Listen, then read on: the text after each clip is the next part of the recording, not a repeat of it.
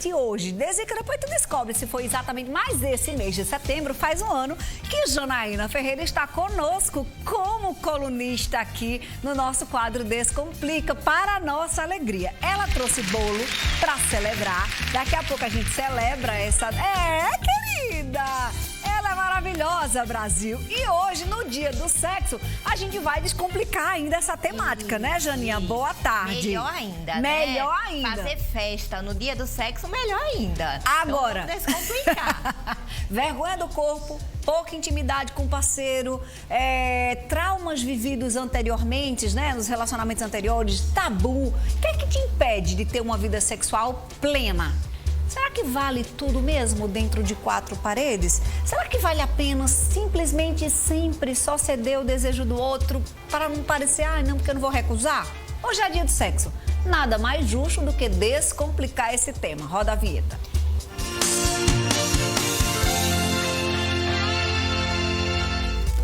Vamos começar a descomplicar isso. Eu falei sobre a temática, um silêncio, né, aqui no nosso estúdio, sepulcral. Não sei o que aconteceu, não teve ninguém se vangloriando. Eu acho que é porque é mentira, né? Aí todo mundo ficou bem caladinho. Janaína, aqui conosco, nossa colunista Janaína Ferreira. Tem gente que pensa que sexo só é bom se for todo dia. Minha filha, o que é uma vida sexual ativa? A gente já falou aqui, foi um programa muito legal que falou de quantidades para não ser protocolar. Uma vida sexual ativa é aquela que tem equilíbrio junto com o parceiro. Tem parceria que prefere 4 vezes, tem parceria que prefere uma vez, e aí tem que ter equilíbrio para ser de comum acordo, para estar ajustado e sendo aceito pelos dois, né? Quando a gente fala de sexo, e hoje aproveitando isso, que é o Dia do Sexo, eu até pedi, sabe, Fernandinha, para que as meninas depois mostrassem uma imagem de uma atriz chamada Leila Diniz. Essa mesmo que está na foto. Muito bem. O que é que eu quero dizer com Leila Diniz? Leila Diniz, ela morreu por volta de 71 e 72, não sei presumir, então 1972, e ela era uma mulher muito moderna para a época. Nessa foto, ela estava grávida da única filha dela, porque ela morreu prematuramente aos 27 anos de um acidente de avião, e na barriga dela tinha uma menininha chamada Janaína.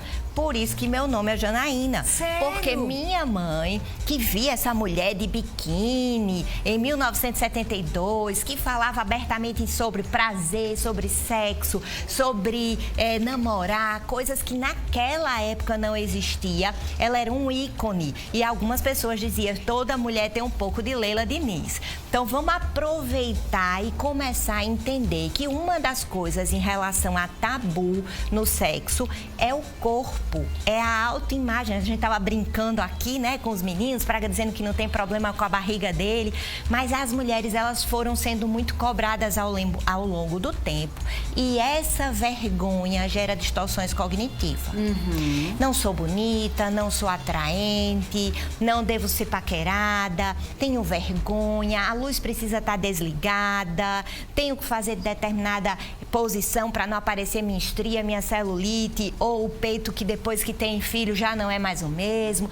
Tudo isso é muito burocrático para a pessoa, na hora, se sentir tranquila e ter prazer. Do mesmo jeito que acontece com as meninas, Fernandinha, hoje acontece com os homens também, viu?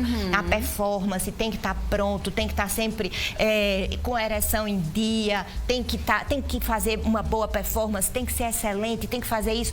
Isso gera ansiedade e cerca de quase 80% das dificuldades de ereção masculina tem a ver com ansiedade. Olha que interessante. E quando a gente fala da expectativa de cada casal, que não tem uma regra para todo mundo, tem uma telespectadora que trouxe um relato aqui, Jana, vamos trazer para nosso papo aqui? Boa tarde, meninas, um beijo para você, querida. No caso dela, ela faz uma vez no mês, não porque ela não quer, e sim porque ele não quer. A desculpa dela é porque ela está acima do peso e aí ele não sente tesão. Enfim, isso me deixa muito triste, para baixo, porque ele me conheceu um pouco gordinha. Não era assim. Então passa tanto tempo sem fazer que quando ele quer, ela não sente vontade. Mesmo assim faz para agradar. Beijo, suas lindas. Então a gente vê aí uma questão de peso, né? De imagem. Isso tem a ver com a autoimagem, como a gente estava falando, né? Da foto, ela mostrando a barriguinha, numa época onde isso era proibido, escondido, não podia. A mulher nem biquíni usava, imagina grávida, imagina pequenininho. Então, assim, quando ela traz isso, né? Então, tem esse primeiro, essa questão da aceitação. Isso gera um impacto para ela, Fernandinha, muito grande. Então, quando ele relata, eu não faço porque você está acima do peso, ele está desconsiderando todas as outras coisas da relação, né? O amor, o companheirismo, o desejo. O desejo tem a ver com pele, Fernandinha, com toque. Sabe aquela questão do beijo, do cheiro bom da pessoa, da conversa agradável, de uma música que lembra os dois. Então, tem a ver com todas as sensações e os sentimentos em relação a como isso vai chegar ali para esse desejo aflorar. E não propriamente com essa questão da autoimagem. Então, a gente vê aí pessoas se relacionando cada vez melhor com o corpo. E isso é uma dica para você. Começa a prestar atenção no teu próprio corpo, porque essa padronização ou necessidade de ser de uma certa forma não existe mais. Janaína falou sobre o beijo, o toque, o envolvimento. E aí tem a ver com a próxima fala daqui, tá? O próximo telespectador que comentou conosco. O marido quer fazer sexo todo dia. Tem hora que tá muito cansada, estressada, mas ele não quer saber de mim, não. Discute, arenga. No outro dia ele amanhece com uma cara pior do que um bicho, com raiva porque ela não quis.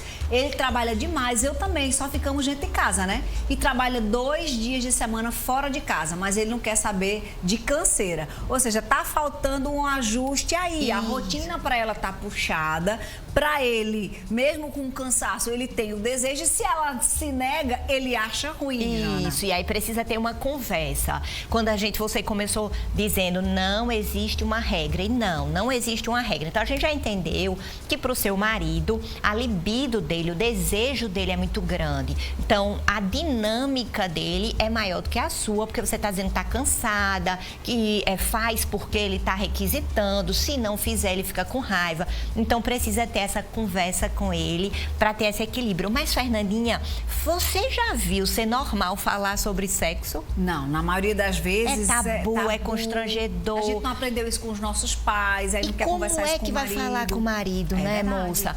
E imagina tocar-se para saber o que gosta, o que não gosta, o que é bom, o que não é bom. Então, tem muita coisa aí que foi construção social.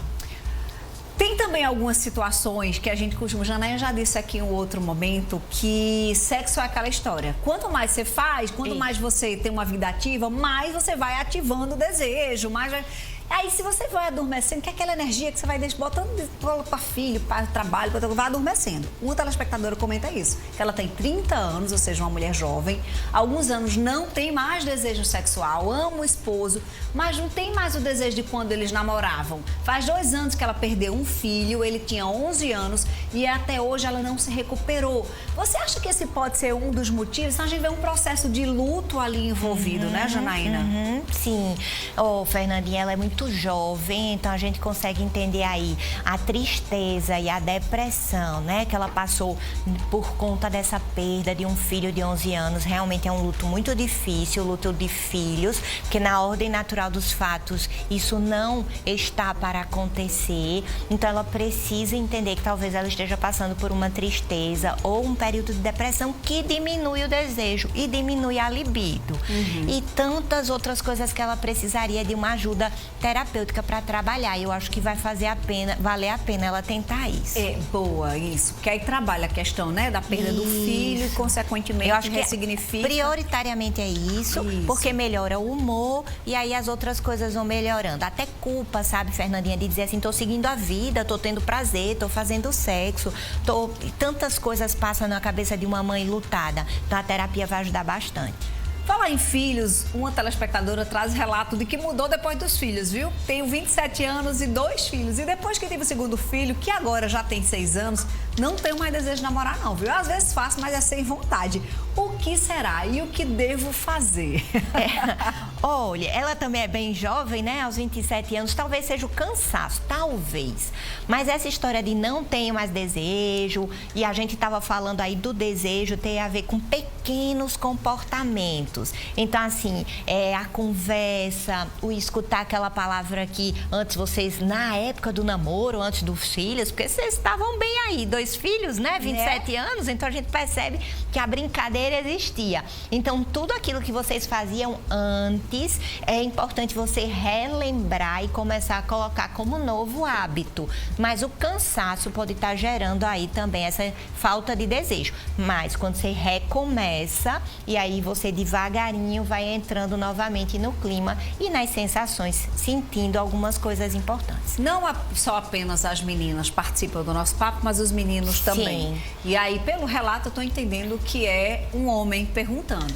Boa tarde, Fernanda. E é normal a parceira esperar o parceiro para poder começar o sexo? Tipo, não tem uma atitude para começar, entende? O que ele está trazendo aí de pergunta é o seguinte: se ele não tomar iniciativa, a mulher também não toma. Mas sabe o que acontece aí? É padrão, que a gente meio que aprendeu isso, né, Janaína? Normal não é, mas termina que algumas coisas, quando a gente fala de sociedade, parece tão normal que até se torna regra. Né? Eu estava dia desses fazendo uma live com um psiquiatra amigo meu e a gente falando que na época da escravidão aqui no Brasil, era tão normal comprar escravos, comprar gente, e era uma coisa que naquela época era muito normal. E hoje a gente diz assim, poxa, como é que pode um negócio desse? Então, normal não é. Mas na sociedade foi entendido que a mulher precisava esperar o comportamento viril do homem e que ele tinha que fazer várias coisas que hoje... Era um servir, na verdade, né? Que era a gente... Inclusive, era pra procriar. Inclusive, nem era para ter orgasmo, sensação de prazer, né? Que a gente tá falando aí. Tem o desejo, tem a excitação, tem o orgasmo e o relaxamento. Então, a mulher, ela não tinha essa função de ter orgasmo. Ela tinha a função de estar para procriar. Então, isso não é normal, mas isso foi ensinado. E, às vezes, as mulheres, elas ainda não conseguem mudar esse padrão de comportamento porque elas aprenderam desse jeito. Mas nada que uma boa conversa, porque você vai dizer, eu gosto quando você também me deseja, quando você também me quer, quando você também pensa em mim. Então faz isso que vai me deixar excitada. Então isso ajuda aí para que ela entenda. Uma boa conversa, né? A clareza. E já vai apimentando nessa história. Olha aí. Janaína não está nadíssima de liberada. Tô assim, ó, de pergunta. Daqui a pouquinho ela volta. Eu vou para um rápido intervalinho comercial, tá? Na volta do intervalo, aí Janaína de repente está respondendo a sua pergunta. Então, nada de sair daí. Hoje é dia do sexo e a gente está conversando sobre isso, trazendo um pouco mais de alegria, energia e luz para essa temática que muitas vezes está tão obscura dentro do relacionamento. Eu não saio daí que eu volto rapidão.